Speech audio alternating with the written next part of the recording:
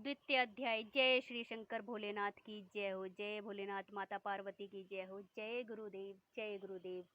ओम श्री गणेशाय नमः। ओम गुम गुरुभ्यो श्री राधे कृष्णाय नमः। ओम गुम गुरुभ्यो श्री हनुमंते नमः। ओम गुम गुरुभ्यो दादा गुरुदेव श्री गुरु गणेशनाथाय नमः। ओम गुम गुरुभ्यो श्री हरिहर बाबाय नमः।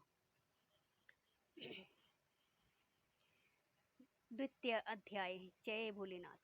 श्री सूत जी के वचनों को सुनकर सोनक जी ने कहा, हे मुने, आपने इस महापुराण के विषय में जो वर्णन किया है वह महान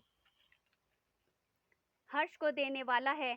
अब आप कृपा करके यह बताइए कि कलयुग में इसके श्रवण से किन किन पापियों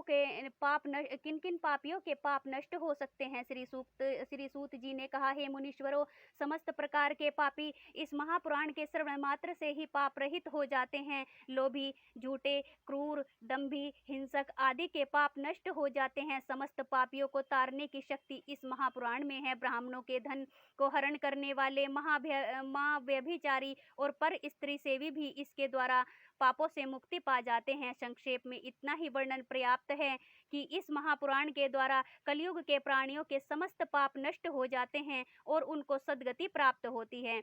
इस विषय में एक प्राचीन इतिहास है, उसे श्रवण करो। किसी समय की रात नगर में एक दुर्बल, दुराचारी और दरिद्र ब्राह्मण रहता था। वह धर्म से विमुक्त हो गया। वह ब्राह्मण अपने कर्मों से विमुक्त था। उसका नाम देवराज था। उसने अधर्म के द्वारा बहुत सा धन अल्पकाल में ही संचय कर लिया। एक बार जब वह तालाब पर स्नान करने गया तो वहां शोभावती वैश्या को देखकर उस पर मुग्ध हो गया। वह वैश्या भी इस धनी ब्राह्मण को अपने प्रेम जाल में फंसा देख प्रसन्न हुई। तालाब पर दोनों की बातें हो गई और उनका अवैध संबंध स्थापित हो गया। उसके बाद बहुत दिन तक वे दोनों प्रेमी युगल कामासक्त होकर विहार करते रहे।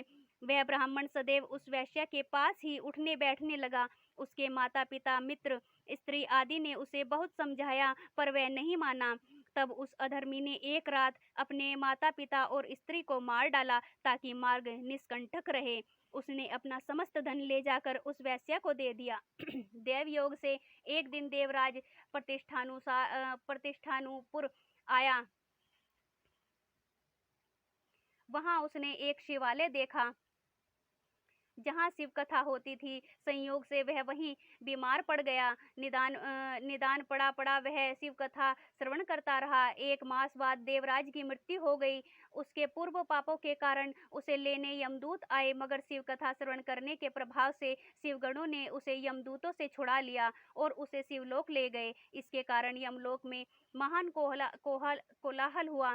धर्मराज इस कोलाहल को सुनकर बाहर आए। वहां उन्होंने शिवगणों को देवराज ले जाते देखा।